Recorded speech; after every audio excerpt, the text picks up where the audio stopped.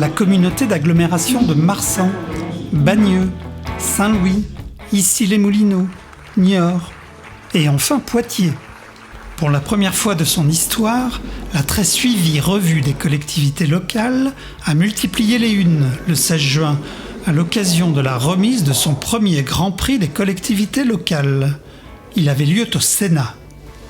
Ce prix, lancé en partenariat avec Ville-de-France, distingue les réalisations urbaines les plus remarquables dans des communes ou agglomérations de 15 000 à 250 000 habitants, soit plus de la moitié de la population française. Pour une première, ça s'est passé dans les meilleures conditions. Et puis ce partenariat avec ce Grand Prix des collectivités locales met en valeur les actions d'excellence de nos villes. Et il ne faut pas oublier que ces villes-là, les villes de France qui sont entre 15 000 et 100 000 habitants, représentent le tissu économique de beaucoup de départements. Le jury, composé d'experts, s'est réuni en mai à Paris.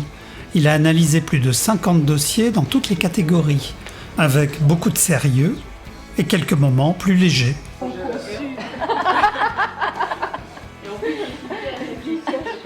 Et à l'arrivée, tout le monde est tombé d'accord sur un palmarès resserré et cohérent. Côté aménagement urbain, c'est donc l'agglomération de Marsan qui a gagné pour son pôle d'échange multimodal de la gare SNCF.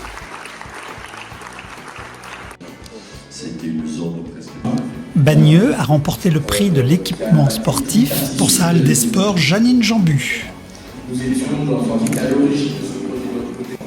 Le prix de l'environnement est allé à Saint-Louis pour son nouveau système de chauffage urbain par biomasse.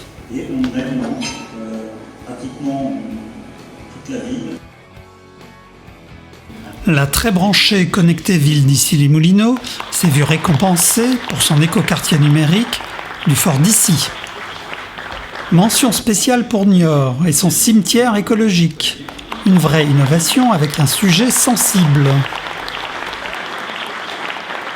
Enfin, Poitiers gagne le prix de la catégorie transport et le Grand Prix avec le viaduc Léon Blum. Un ouvrage d'art de nouvelle génération.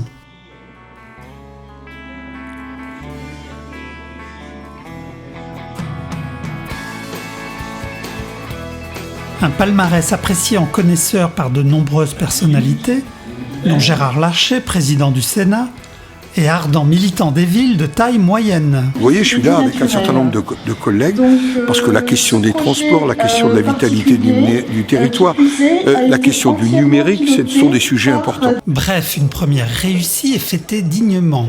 N'est-ce pas, Blandine ? Les invités étaient au rendez-vous et nous avons récompensé de très beaux projets. Donc nous vous donnons rendez-vous à tous pour la prochaine édition en 2016 de ce Grand Prix de la Revue des collectivités locales. Merci.